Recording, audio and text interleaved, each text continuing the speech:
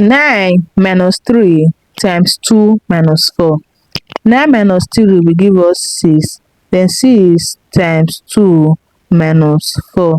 6 times 2 is 12. Then 12 minus 4 will give us 8. 8 is the wrong answer to this expression because according to the operations, we have to do our multiplication first before our subtraction in order to arrive in a very correct answer. Let's solve the right answer to this expression. First of all, we solve our 3 times 2. 3 times 2 will give us 6. Then we put down our 9 minus 6 minus 4.